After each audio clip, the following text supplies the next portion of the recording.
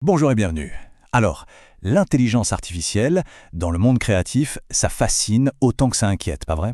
On n'est pas les seuls à se poser la question. Aujourd'hui, on va justement explorer ça. Comment faire de l'IA un vrai partenaire pour augmenter notre créativité et surtout ne pas la remplacer? Bon, cette phrase, elle peut faire un peu peur, c'est vrai.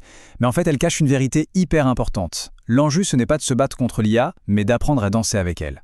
La maîtriser, c'est se réinventer. L'ignorer, eh bien, c'est prendre le risque de devenir obsolète. Au fond, le choix nous appartient. Allez, voilà notre programme.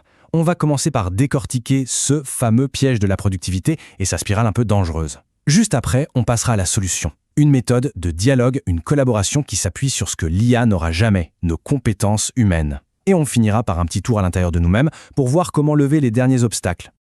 Ok, on plonge dans le vif du sujet. Vous savez, cette première rencontre avec l'IA, c'est souvent une sorte de lune de miel. C'est un peu trompeur, on se sent surpuissant, on a l'impression d'être un magicien, mais cette euphorie, elle peut très vite laisser la place à un vrai sentiment de vide créatif. Ce scénario-là, il est super parlant. Le premier mois, c'est l'euphorie totale. On produit à une vitesse folle. Puis, mois numéro 2, l'accélération continue, mais l'impact stagne. On sent une sorte de répétition. Et là, au troisième mois, c'est la douche froide. En relisant ses anciens textes, le créateur se dit « Mais où est passée ma voix, ma singularité ?» Le gain de temps s'est fait au détriment de l'âme en fait. Et ce phénomène, il a un nom. C'est l'atrophie créative. C'est une dégradation silencieuse, mais bien réelle, de nos capacités. Regardons ce diagnostic d'un peu plus près. C'est assez simple à comprendre. Quand on délègue passivement sa pensée à la machine, le cerveau, il prend un raccourci. Le problème, c'est que la friction, l'effort, la difficulté à trouver le mot juste, eh bien, c'est ça l'entraînement du créatif. Utiliser l'IA sans réfléchir, c'est un peu comme arrêter d'aller à la salle de sport. Le muscle ne travaille plus, donc il s'atrophie. Et voilà ce que ça donne noir sur blanc.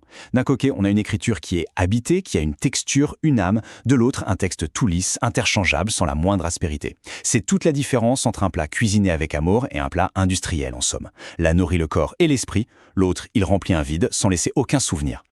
Alors la question c'est, comment savoir si on est déjà sur cette pente glissante? Voilà quelques petits signaux d'alarme.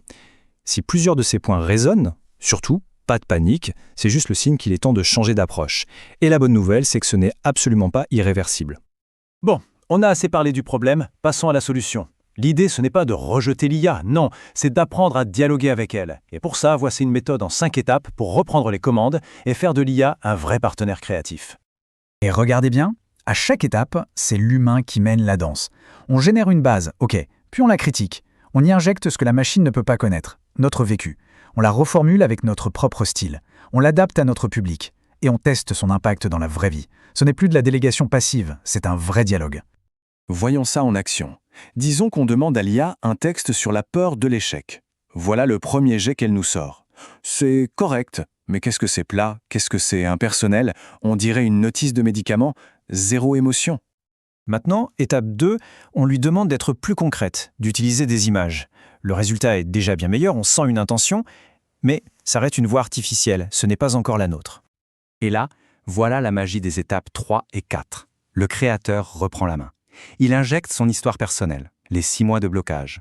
Il utilise ses propres mots, comme « ce monstre », et il arrive à sa conclusion, qui est unique. La peur et l'originalité sont cousines. Le texte, maintenant, il est vivant, il est personnel, il respire. Alors pourquoi cette méthode fonctionne si bien?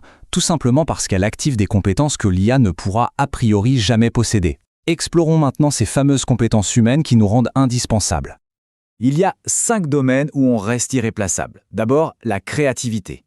La métaphore est parfaite. L'IA, c'est un DJ de génie, capable de mixer des sons qui existent déjà.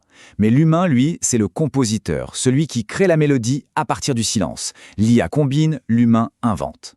Et à ça s'ajoute l'esprit critique, le sens moral, notre capacité à donner du sens aux choses et bien sûr, notre intelligence du contexte. Cette image, elle illustre ça brillamment. Face à un article rejeté, l'IA, elle, voit des données. Elle sort une liste de leçons à apprendre. Un humain, lui, voit une histoire. Il transforme l'échec en un récit qui a du sens. Ce n'est plus une erreur, mais un changement de parcours nécessaire.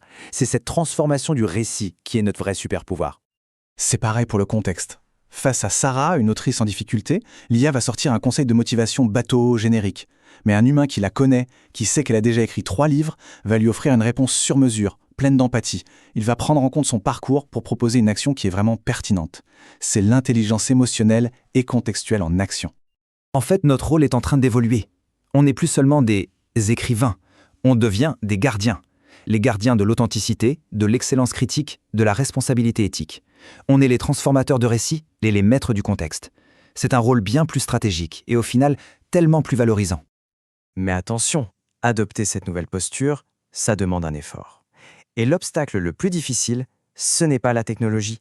L'obstacle, c'est nous-mêmes. 3 grands monstres se dressent sur notre route.